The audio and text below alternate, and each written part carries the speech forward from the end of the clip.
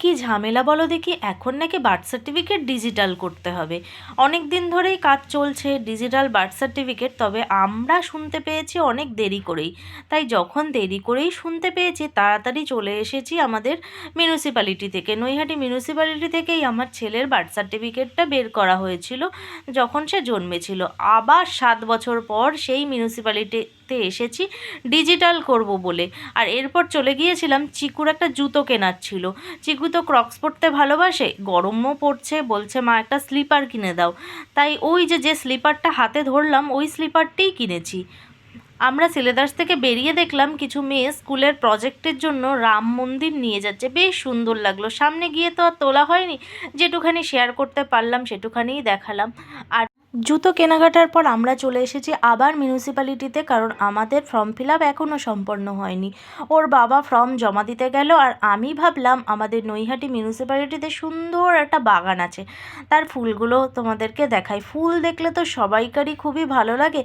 এত সুন্দর গোলাপ ফুটে রয়েছে আর এত সুন্দর শীতকালীন ফুল ফুটে রয়েছে যে এখানটা দাঁড়ালে না মন ভরে যাচ্ছে, মনে হচ্ছে আর কোথাও যাব না। তো আমি হঠাৎ করে দেখতে পেয়েছি একটা কালো রঙের ফুল। এই ফুলটা আমি কোনো দিনও দেখিনি, ফার্স্ট টাইম দেখতে পেয়েছি। এত সুন্দর লাগছে, কিন্তু এর নামটা কি আমি জানি না। যখন সামনে থেকে ফটোটা তুললাম একদম ফোনেতে বোঝা যাচ্ছে না, আমি দেখেছি এই ফুলটা না শুকিয়ে গিয়ে কালো হয়েছে। এটা কিন্তু পার্পেল কালারের ছিল। কি নাম অবশ্যই জানাবে। চিকুর বাবার এক বন্ধু জয়নগর থেকে একটা মোয়ার প্যাকেট আমাদের জন্য পাঠিয়েছিল। মোয়াটা এত সুন্দর খেতে ছিল যে বলবার মতন, ওপর থেকে খোয়া ক্ষীর চড়ানো, দুর্দান্ত সুন্দর খেতে।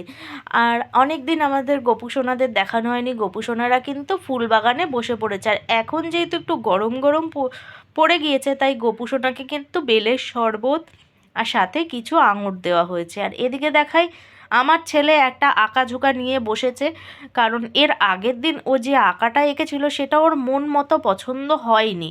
কোনো কারণে টেরা বেঁকা মানুষটা খেদা হয়ে গেছে, সেটাকেই ভালোভাবে আঁকার প্রস্তুতি চলছে।